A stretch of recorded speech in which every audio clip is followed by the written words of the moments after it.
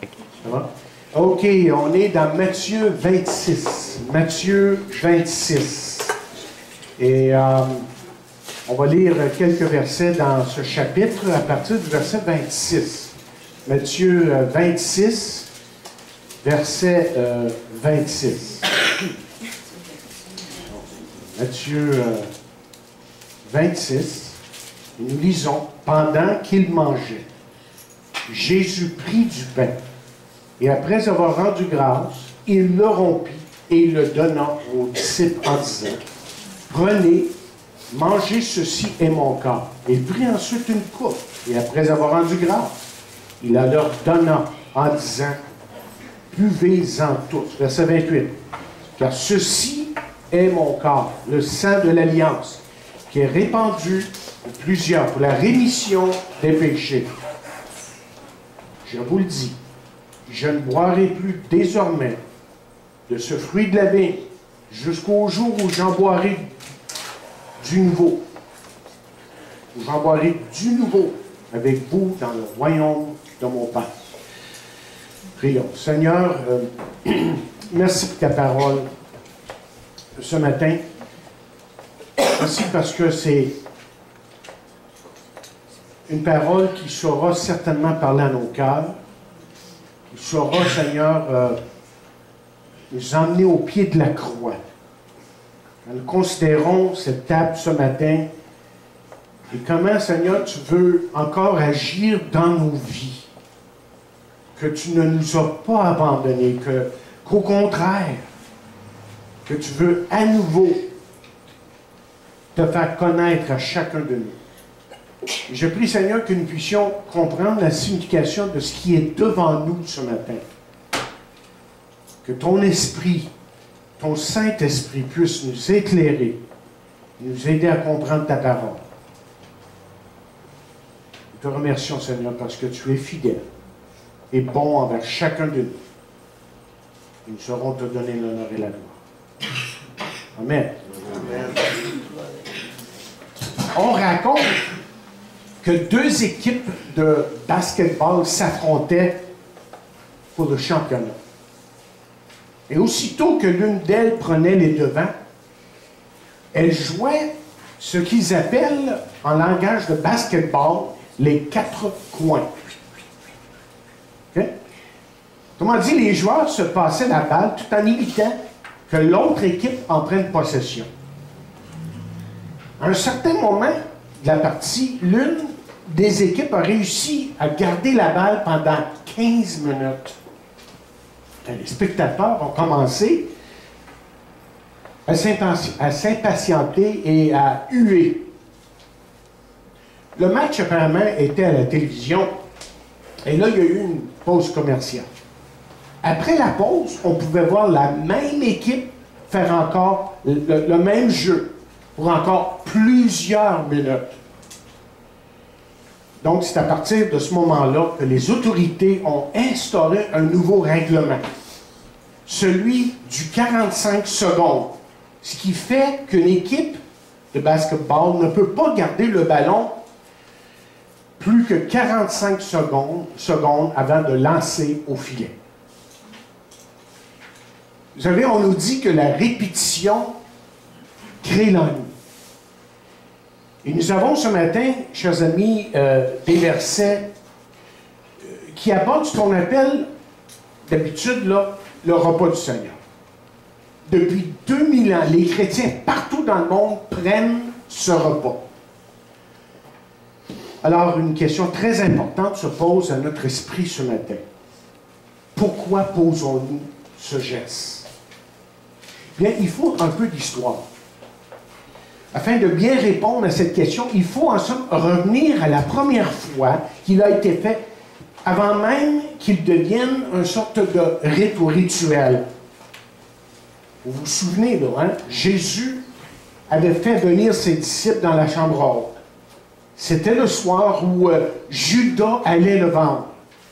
C'était aussi le soir que Pierre allait le renier. Et c'était le soir aussi que les autorités allaient se saisir de lui pour le juger et pour enfin le crucifier. Et comme vous pouvez vous en rendre compte, ce n'était pas un soir ordinaire. C'était, en somme, la semaine de la Pâque. Et probablement, dans l'esprit du Juif, le soir le plus important pour lui dans sa vie, dans l'histoire du Juif en tout cas. Parce que vous voyez, dans les maisons partout en Israël, les familles se réunissaient pour célébrer la Pâque. Les aliments, eux, étaient un agneau rôti, des herbes amères, et du pain sans levain, et enfin du vin. Et l'hôte de la maison prenait le pain sans levain et disait quelque chose comme « Ceci est le pain d'affliction, car c'est avec précipitation que nous sommes sortis de l'Égypte. » Écoutez, ce qui est important à comprendre ici, c'est qu'avant que Jésus soit crucifié, avant qu'il meure sur la croix, c'est que Jésus a brisé la tradition avec autre chose, en disant autre chose. Parce que Jésus lui a dit, « Prenez, mangez, ceci est mon corps, ceci est mon sang, le sang de l'Alliance. » Qu'est-ce que ça veut dire, ça? Et la Pâque pour le Juif, comme vous le savez, était une, comme on a vu il y a quelques secondes, était une célébration de sa délivrance en Égypte, ou de l'Égypte. Et à un certain moment, Dieu a fait alliance avec son peuple, et le tout, là, lorsque Dieu a fait cette alliance avec son peuple, pouvait se résumer par ces paroles. « Je serai votre Dieu, et vous garderez mes commandements. » Mais vous voyez, la Pâque avec Jésus est aussi une alliance. Mais on peut parler maintenant d'une nouvelle alliance. Une alliance qui n'a pas été faite sur la pierre, mais avec son propre sang. Et à travers tout cela, Jésus est en train de dire essentiellement la même chose. Il dit essentiellement, « Je serai votre Dieu et vous suivrez mes commandements. » Donc, chaque fois, chers amis, que nous célébrons le repas du Seigneur, nous nous rappelons qu'il est mort afin que nous soyons son peuple. Et son sacrifice sur le bois du calvaire est le sceau de cette nouvelle alliance. Il y a bien des années de ça, je regardais une émission. I Love Lucy. Lucille Ball était dans cette émission. C'était une comédie, je dis bien, qui faisait fureur dans les années 60. Et dans l'une des scènes, je me rappellerai toujours de Lucie qui travaillait dans une pâtisserie. Elle mettait le crémage sur les gâteaux qui passaient sur la ligne d'assemblage. Et comme les gâteaux arrivaient un petit peu trop vite pour elle, elle s'est trouvée avec plusieurs gâteaux dans les mains et ce fut le chaos total avec les gâteaux qui volaient partout. Et vous savez, ça c'est peut-être un petit peu une image de notre monde aujourd'hui, hein? De notre société aujourd'hui. L'homme a brisé les lois de Dieu, la confusion règne, et l'homme aurait besoin que la ligne d'assemblage arrête. Et en fait, quand Jésus est venu mourir sur la croix, c'est un petit peu ça qu'il est venu faire. Il est venu pour que la ligne d'assemblage arrête. Parce que vous voyez, le sacrifice de Jésus sur la croix et la Sainte Seine nous parlent d'un nouveau départ. Ce matin, j'aimerais vous demander, est-ce que vous avez besoin d'un nouveau départ dans votre vie? Auriez-vous besoin peut-être que la ligne d'assemblage s'arrête pour que, à nouveau, vous puissiez faire l'expérience de l'amour et de la grâce et du pardon de Dieu? Bien, parlons de la valeur de ce repas. Je suis en train de vous expliquer le repas du Seigneur ce matin et la signification profonde qu'il peut y avoir derrière ça. Là. Quand Jésus a célébré la Pâque avant de mourir, Jésus nous présentait quelque chose de nouveau. Oh, c'est vrai que ça faisait qu'après 2000 ans, le tout pour vous et moi, là, lorsqu'on sait que ça existe depuis 2000 ans, que ça peut sembler ancien. Mais cette chose nouvelle ici que Jésus que Jésus nous a apporté il y a 2000 ans est encore efficace. Et ce que je veux dire par ça, c'est que lorsqu'une femme et un homme se tournent vers Jésus-Christ, se tournent vraiment vers Jésus-Christ, sa vie est complètement transformée. C'est pour ça que la Bible peut dire les choses anciennes sont passées, voici toutes choses sont devenues nouvelles. Mais quelle est la valeur de cette répétition ici? Parce qu'il y a certaines églises qui prennent le repas chaque mois, d'autres chaque semaine. Mais tout est correct, il n'y a aucun problème. La Bible ne dit pas combien de fois qu'il faut le faire. Certains aiment le faire souvent, d'autres moins souvent. Ça dépend des situations. On voit là que quand Jésus a prononcé les paroles dans Matthieu 26, ce qu'on a lu tantôt, là, que Jésus a enseigné à ses disciples de faire de même. Et savez-vous, les disciples ont obéi à la parole de Dieu, à Jésus, à la lettre. Donc, les disciples, eux, sont partis, là, on les voit partir dans les Actes des Apôtres. Hein. Ils établissent des églises. Et qu'est-ce qu'ils font? Ils enseignent aux gens de prendre le repas du Seigneur. Ils transmettent, si vous voulez, la tradition. Et donc, lorsqu'on arrive dans l'église de Corinthe, là, bien, Paul prend le temps de vraiment démontrer le sérieux du repas du Seigneur, de cet acte. Puis, lorsque le christianisme était encore illégal, les chrétiens souvent prenaient le repas du Seigneur au péril de leur vie dans leur maison. Et l'Église continuait à s'étendre. À s'étendre en Italie, par exemple, en Europe. Et là, on pouvait entendre dans toutes ces églises-là, dites chrétiennes, vraiment fondées sur la parole de Dieu, prenez, mangez, ceci est mon corps, ceci est mon sang, le sang de l'Alliance. Une fois l'Église devenue officielle, vous savez, acceptée par les gens, par les sociétés, par les différentes autorités, les missionnaires ont évangélisé. Et encore, on pouvait entendre les mêmes paroles. C'est vraiment devenu quelque chose d'extrêmement important dans l'Église. Au Moyen Âge, par exemple, l'Eucharistie, qu'on l'appelait, et on l'appelle encore comme ça aujourd'hui pour certains, a pris une place centrale dans l'Église. Et certains célébraient la scène dans une langue que les gens ne connaissaient pas, évidemment, qui était inconnue. Mais là, évidemment, s'est installée la Réforme. Et je vous encourage beaucoup à lire sur la Réforme pour découvrir comment que certains grands hommes de Dieu, comme Luther et Calvin, Zwingli et beaucoup d'autres, bien, se sont levés afin de ramener l'Église à la parole de Dieu. Et là, ils ont apporté une nouvelle interprétation au repas du Seigneur, celle qui était beaucoup, beaucoup plus biblique. Mais plus tard, avec le temps, si vous regardez, là, je vous résume en peu de mots là, ce qui est arrivé à travers les siècles dans l'Église. Là, plus tard est venue l'époque en Angleterre où seulement ceux qui faisaient partie de l'Église anglicane pouvaient prendre ou célébrer la Sainte. Et donc, les chrétiens de d'autres persuasions, de d'autres églises, là, étaient même obligés d'aller dans les forêts pour prendre le repas du Seigneur et pour chanter des cantiques et même pour entendre la parole de Dieu. Je ne sais pas si vous saisissez ce que je suis en train de dire ce matin. Ce que je suis en train de vous dire, c'est que le repas du Seigneur a toujours été cet acte, ce geste, qui a lié les chrétiens à travers les siècles. Le repas du Seigneur nous interpelle justement à demeurer fidèles comme les chrétiens à travers les siècles.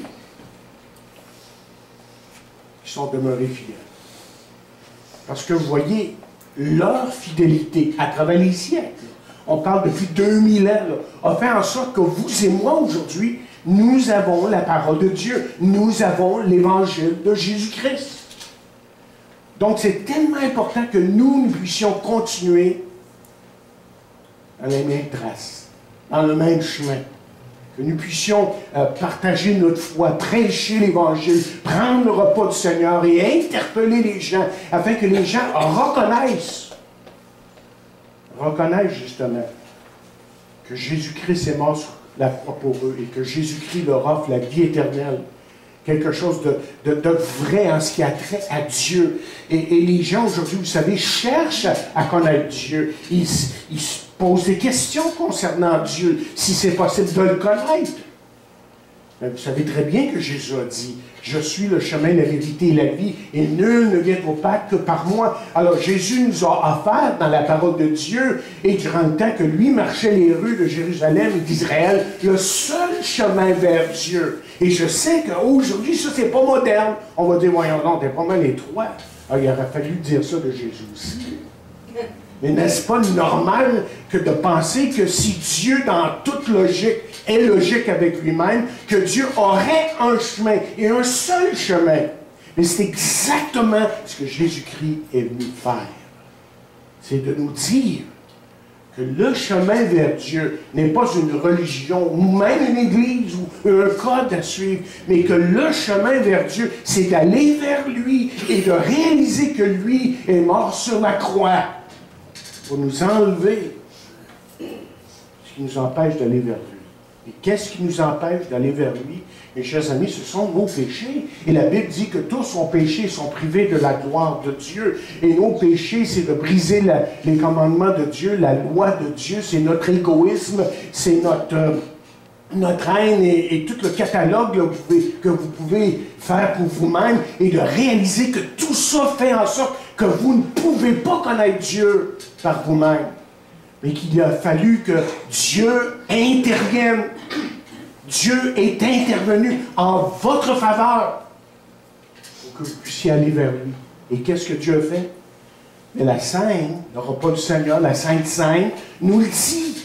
Il est mort sur la croix pour pardonner nos péchés, pour subir cette condamnation qui nous revenait. Et c'est pour ça que la Bible peut nous dire qu'il n'y a aucune condamnation pour ceux qui sont en Jésus-Christ. Et quand vous connaissez Jésus-Christ, Dieu vous regarde et Dieu vous dit, « Hey, je t'aime, mais plus que ça, maintenant, viens dans ma présence et apprends à me connaître et je veux te donner mon amour et je veux te donner ma grâce et je veux te donner mon pardon. » Jésus, lors même qu'il était sur la terre, a dit, « Venez à moi, vous tous qui êtes fatigués et chargés. » Et vous savez, il y a bien des gens aujourd'hui qui sont fatigués de leur vie.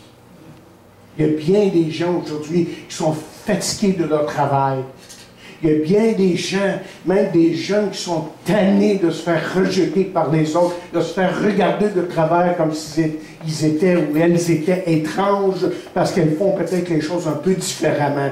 Mais Jésus vient à celui qui se sent rejeté. Jésus vient à celui qui se sent peu aimé. Jésus est venu et Jésus a donné sa vie sur la croix. Donc, vous voyez ici la répétition a son importance.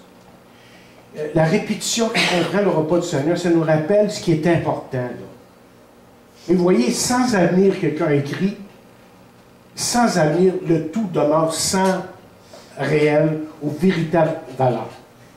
Et c'est pour ça que Jésus a dit quelque chose de très important dans ce qu'on vient de lire. Là. Il a dit, je vous le dis, je ne boirai plus. Je ne sais pas si vous avez remarqué ces paroles. Je ne boirai plus désormais de ce fruit de la vigne jusqu'au jour où j'en boirai du nouveau avec vous dans le royaume de mon Père. Alors, pensez à ces paroles quand Jésus est en train de les dire. Okay? Jésus est en train de dire ça, là, ce qu'on vient de lire. Là. Mais pensez au moment où Jésus est en train de les dire. Okay? Judas allait le trahir. Pierre allait le renier. Et Jésus sait très bien que dans les minutes qui suivent, littéralement, qu'il allait souffrir sur la croix comme un criminel et subir le pire des châtiments qu'un homme pouvait subir dans ce temps-là. Il n'y avait rien de plus terrible que d'être crucifié. Mais Jésus, ici même avant qu'il meure, est rempli d'anticipation. Il n'est pas dans le désespoir, mais pas du tout. Et savez-vous, les disciples, un jour, allaient l'imiter lui aussi. Que les disciples allaient imiter cette même ce même espoir, si vous voulez, cette même anticipation que Jésus avait avant de mourir. Parce que aussi, vous voyez, allait mourir, pour la plupart en tout cas, d'une mort cruelle. Et pourtant, il serait en pleine anticipation, sachant que ça ne finit pas là, que la mort n'a pas le dernier mot, mais que plutôt que la mort, c'est le commencement de quelque chose de nouveau. Et en 2013, on peut dire que les défis de la vie sont là. Les mêmes, les luttes, le rejet, l'incompréhension des gens, l'adversité qu'on subit. Pour bien des gens, là, je vois l'image un peu dans ma tête. Ils sont comme cet homme qui doit pousser une grosse pierre jusqu'au sommet d'une montagne. Puis là, il réussit à l'emmener, mais aussitôt qu'il arrive, la pierre revient, déboule. Il doit recommencer. Il y a des gens qui sont comme ça dans la vie. Ils sont comme ça. Mais chaque fois, même si ça nous arrive à nous en tant que chrétiens, chaque fois que nous célébrons le Seigneur, nous nous approchons de lui une fois de plus et nous lui disons que nous avons confiance en lui malgré tout. C'est ça la foi en Jésus. C'est vrai que la scène peut être, cette table ici peut ressembler à quelque chose qu'on répète souvent et on dit peut-être à peu près la même chose chaque fois et ça peut sembler ennuyant. Mais si on prend cette table de tout son cœur et en s'approchant vraiment de Dieu, ça prend toute une autre signification.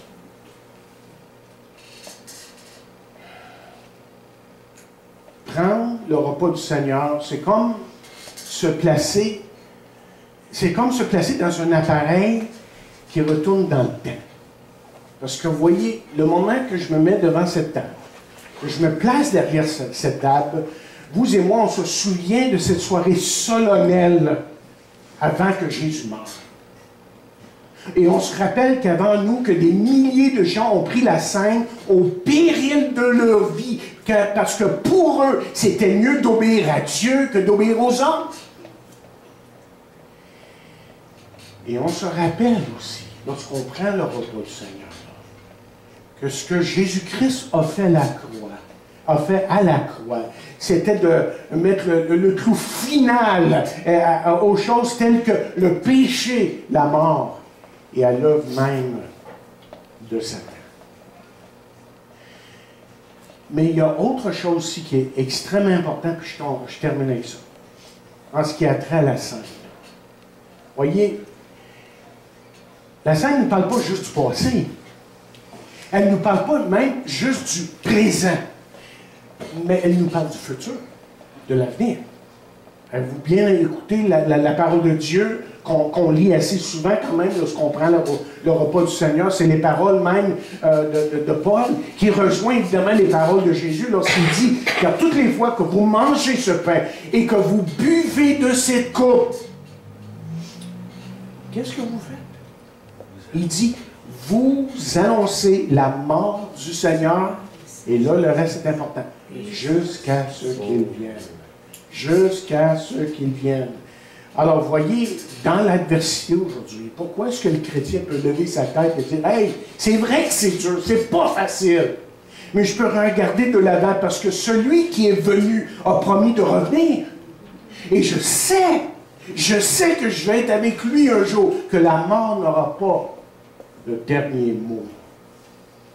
Parce que lorsqu'on va être avec lui, hey, plus de larmes, la maladie va être enrayée une fois pour toutes. Ça n'existera plus même.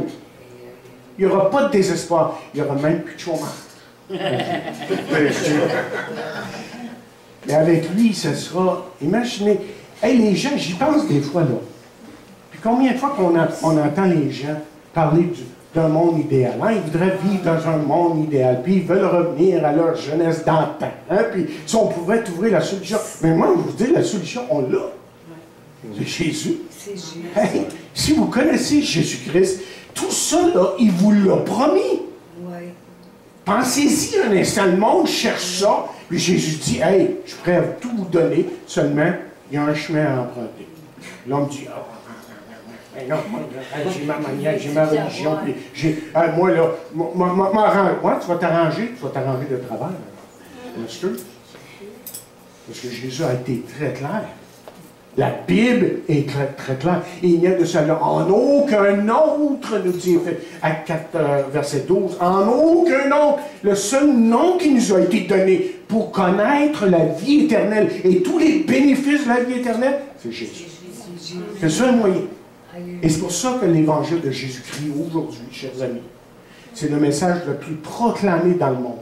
Même ma voix, je ne sais pas si vous réalisez, se fait entendre en Afrique, en Haïti, au Madagascar, toutes ces places-là, à travers l'Internet, la voix de l'Évangile et tout ça. Et les gens nous écrivent et disent « Hey, je veux ce que tu me dis, là, parce que ça a du sens. » Ça a du sens. Est-ce que vous connaissez Jésus-Christ, votre Sauveur? Est-ce que vous l'avez reçu dans votre vie? Personnellement?